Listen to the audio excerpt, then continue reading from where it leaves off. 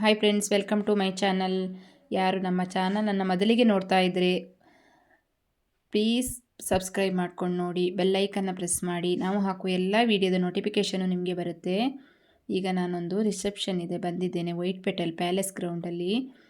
ಇವಾಗ ನೋಡಿ ಒಳಗಡೆ ಹೋಗ್ತಾ ಇದ್ದೀನಿ. ಡೆಕೋರೇಷನ್ ಎಲ್ಲ ಹೀಗೆ ಮಾಡಿದ್ದಾರೆ ನೋಡಿ, ಸೂಪರ್ ಆಗಿದೆ, ಚೆಂದ ಕಾಣ್ತಾ ಉಂಟು ನೋಡಿ.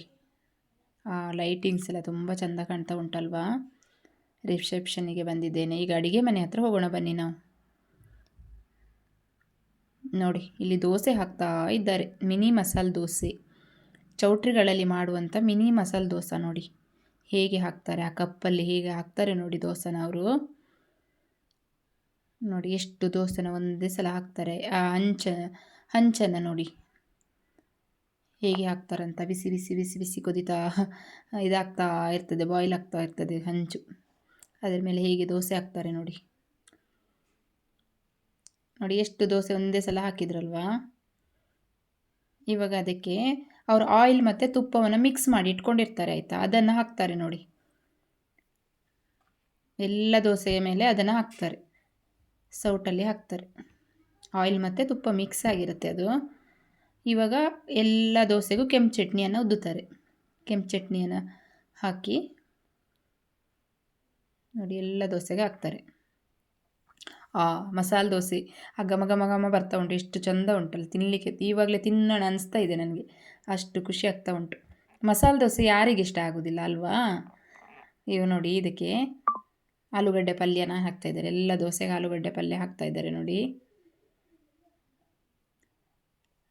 ನೋಡಿ ಎಷ್ಟು ಚೆಂದ ಕಾಣ್ತಾ ಉಂಟು, ನೋಡಲಿಕ್ಕೆ ಸಹ ಅಷ್ಟೇ ಟೇಸ್ಟ್ ಆಗಿದೆ, ತಿನ್ನಲಿಕ್ಕೆ ಸಹ ಅಷ್ಟೇ ಟೇಸ್ಟ್ ಆಗ್ತಿದೆ, ನೋಡಲಿಕ್ಕೆ ಸಹ ಅಷ್ಟೇ ಖುಷಿ ಆಗ್ತದೆ. ಚೆಂದ ಕಾಣ್ತಾ ಉಂಟಲ್ವಾ.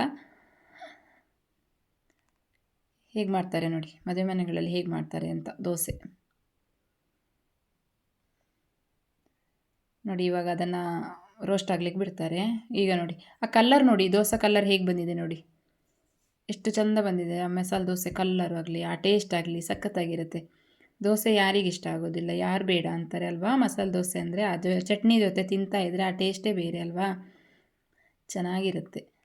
ಇವಾಗ ಇನ್ನೊಂದು ಕಡೆ ಹೋಗಿ ಬರೋಣ ಬನ್ನಿ. ಇಲ್ಲಿ ದೋಸೆ ಎಲ್ಲ ಎತ್ತುತ್ತಾರೆ, ಇವಾಗ ಎತ್ತುತ್ತಾರೆ ನೋಡಿ. ಎಲ್ಲವನ್ನು ದೋಸೆ ಎತ್ಬಿಟ್ಟು ಒಂದು ಕಡೆ ಹಾಕ್ಕೊಂಡು ಬಫೆ ಕೌಂಟ್ರಿಗೆ ತೊಗೊಂಡು ಹೋಗ್ತಾರೆ ನೋಡಿ ಅವರು. ಒಂದೇ ಸಲ ಅಷ್ಟು ದೋಸೆ ಹಾಕ್ತಾರೆ.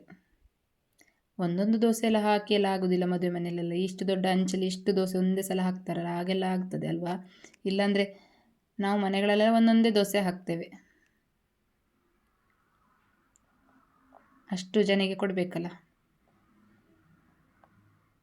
ನೋಡಿ ಎಲ್ಲವನ್ನು ಹೇಗೆ ಎತ್ತಿ ಒಂದು ಇದರಲ್ಲಿ ಇಟ್ಕೊಳ್ತಾರೆ. ನೋಡಿದ್ರಲ್ಲ ದೋಸೆ. ಹಾಗೆ ಇನ್ನೊಂದು ಕಡೆ ಅಕ್ಕಿ ರೊಟ್ಟಿ ನೋಡ್ಕೊಂಬರೋಣ ಬನ್ನಿ. ಇಲ್ಲಿ ನೋಡಿ, ಇಲ್ಲಿ ಅಕ್ಕಿ ರೊಟ್ಟಿ ಮಾಡ್ತಾ ಇದ್ದಾರೆ, ಉಂಡೆ ಕಟ್ತಾ ಇದ್ದಾರೆ ನೋಡಿ. ಇದು ಮಿಕ್ಸೆಲ್ಲ ಆವಾಗಲೇ ಮಾಡಿ ಇಟ್ಕೊಂಡಿದ್ದಾರೆ ಆಯಿತಾ, ತೋರಿಸ್ಲಿಕ್ಕೆ ಆಗಲಿಲ್ಲ ನನಗೆ. ಇವಾಗ ನೋಡಿ ಎಲ್ಲ ಉಂಡೆ ಕಟ್ತಾ ಇದ್ದಾರೆ ಇವರು. ಎಲ್ಲ ಎಲೆ ಬಾಳೆ ಎಲೆ ಮೇಲೆ ತಟ್ತಾ ಇದ್ದಾರೆ ನೋಡಿ,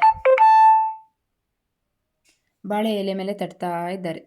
ಅದನ್ನು ಉಂಡೆಯನ್ನು ಬಾಳೆ ಮೇಲೆ ಎಲೆ ಮೇಲೆ ತಟ್ಟಿ ತಟ್ಟಿ ಹಾಕುವವರು ಇರ್ತಾರೆ, ಹಾಗೆ ರೋಸ್ಟ್ ಮಾಡೋರು ಇನ್ನೊಬ್ರು ಇರ್ತಾರೆ, ಇನ್ನೊಬ್ಬರು ನೋಡಿ. ಎಲ್ಲ ಬಾಳೆ ಎಲೆಯಲ್ಲಿ ತಟ್ಟಿ ತಟ್ಟಿ ಇಡ್ತಾರೆ.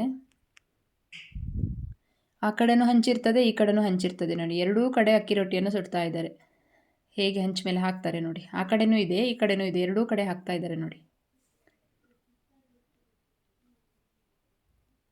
ನೋಡಿ ಅಕ್ಕಿ ರೊಟ್ಟಿನೂ ಅಷ್ಟೇ ಟೇಸ್ಟ್ ಆಗಿರುತ್ತೆ, ತುಂಬ ಚೆನ್ನಾಗಿರುತ್ತೆ.